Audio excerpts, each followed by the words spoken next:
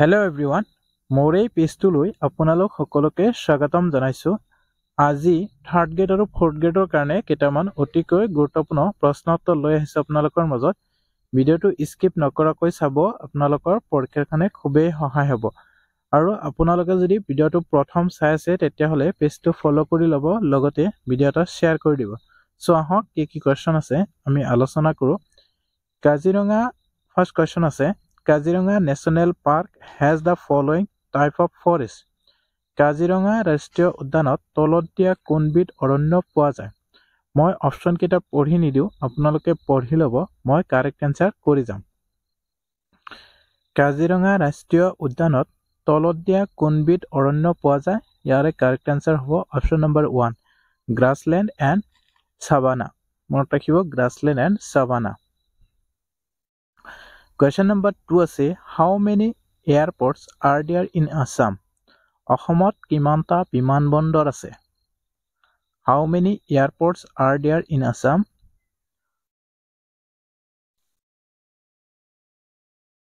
কিমানটা আছে অসমত বিমানবন্দৰ? আমি সকলোৱে জানো অসমত বিমানবন্দৰ আছে। অপশ্যন 1 হ'ব কাৰেক্ট আনসাৰ। 6টা আছে অসমত বিমানবন্দৰ। Question number 3, Tick the correct scientific name of tea. চাহৰ শুদ্ধ বৈজ্ঞানিক নামটো কি? চাহৰ শুদ্ধ বৈজ্ঞানিক নামটো কি? কি হ'ব correct answer? Tick the correct scientific name of tea. ইয়াৰে কাৰেক্ট আনসাৰ হ'ব অপশ্যন নম্বৰ 1, Camellia sinensis। চাহৰ বৈজ্ঞানিক নাম মনত ৰাখিব, অপশ্যন নম্বৰ 1 হ'ব correct answer. Question number 4, Civiculture is the management of dash. Civiculture হ'ল ডেছৰ ব্যৱস্থাপনা।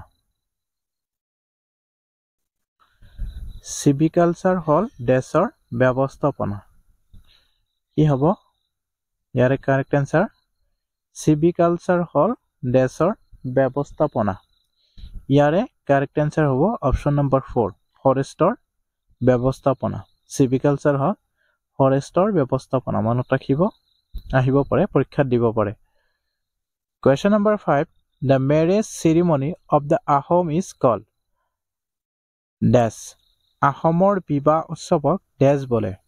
The marriage ceremony of the Ahom is called dash. আহোমৰ বিবাহ উৎসৱক dash বোলে। কি বোলে? আহোমৰ বিবাহ উৎসৱক। কাৰেক্ট আনসাৰ কি হ'ব? ইয়াৰে কাৰেক্ট আনসাৰ হ'ব অপশ্যন নম্বৰ 2, আহোমৰ বিবাহ উৎসৱক চকলং বোলে।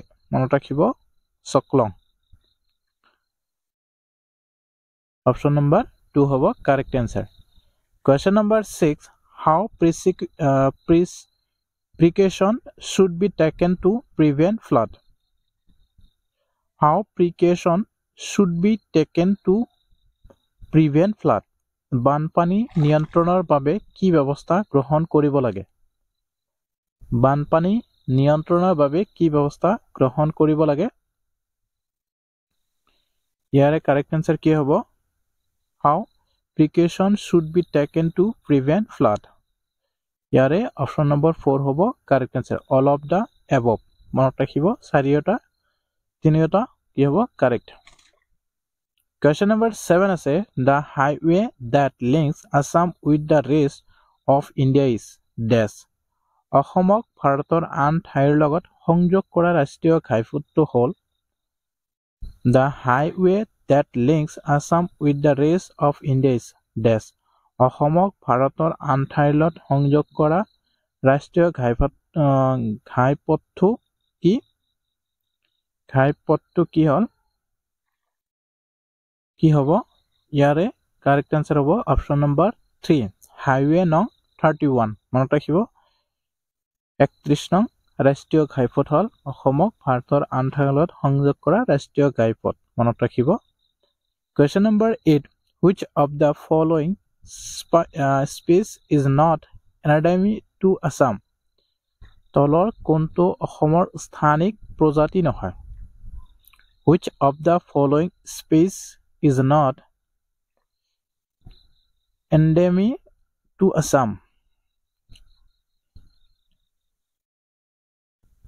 তলৰ কোনটো অসমৰ স্থানিক প্ৰজাতি নহয় ইয়াৰ কাৰেক্ট আনসাৰ কি হ'ব অপচন নম্বৰ 2 হ'ব কাৰেক্ট আনসাৰ বাম্বুচা টুলডা মনত ৰাখিব বাম্বুচা টুলডা হ'ব correct answer question number 9 the tallest and the state tree of Assam is dash তলৰ কোনজোপা গছ আটাইতকৈ ওখ আৰু অসমৰ ৰাজ্যিক গছ The tallest and the state tree of Assam is dash. তলৰ কোনজোপা গছ আটাইতকৈ ওখ আৰু অসমৰ ৰাজ্যিক গছ আহিব পাৰে কোৱেশ্চনটো মনত ৰাখিব আৰু ভিডিওটো এটা শেয়াৰ কৰি দিব অনুগ্ৰহ কৰি আৰু পেজটো যদি ফলো কৰা নাই ফলো কৰি ল'ব ইয়াৰে অপচন নম্বৰ 4 হ'ব কাৰেক্ট আনসাৰ হলং মনত ৰাখিব হলং হল আটাইতকৈ ওখ আৰু ৰাজ্যিক গছ Question number 10 dash is a renowned center of silk production which is particularly known for its non-mulari variety called muga. Dash hoise ৰেশমি বস্ত্ৰ বিশেষকৈ মুগা বস্ত্ৰ উৎপাদনৰ এক বিখ্যাত কেন্দ্ৰ আহিব পাৰে কোৱেশ্চনটো মনত ৰাখিব ইম্পৰ্টেন্ট হয় Dash hoise ৰেশমি বস্ত্ৰ বিশেষকৈ মুগা বস্ত্ৰ উৎপাদনৰ এক বিখ্যাত কেন্দ্ৰ কি হ'ব ইয়াৰে কাৰেক্ট আনসাৰ হ'ব অপচন নম্বৰ 1 শুৱালকুছি মনত ৰাখিব Sualkuchi Question number 11 high waves in the river Brahmaputra are result of dash Brahmaputra নদীৰ উচ্চ তৰংগৰ কাৰণ হল dash high waves in the river Brahmaputra are result of dash Brahmaputra নদীৰ উচ্চ তৰংগৰ কাৰণ হল dash কি ব্ৰহ্মপুত্ৰ নদীৰ উচ্চ তৰংগৰ কাৰণ কি আপোনালোকে কমেন্ট কৰি জনাব এনসাৰটো কি হ'ব সো 10টা কোৱেশ্চন আলোচনা কৰিলো ভিডিওটো চাই কেনেকুৱা লাগিল জনাব যদি ভাল লাগে নিশ্চয় এটা শেয়াৰ কৰি দিব আৰু পেজটো যদি ফলো কৰা নাই অনুগ্ৰহ কৰি ফলো কৰি ল'ব সো ভিডিওটো চোৱাৰ কাৰণে আপোনালোক সকলোকে ধন্যবাদ থাকিল জয় অসম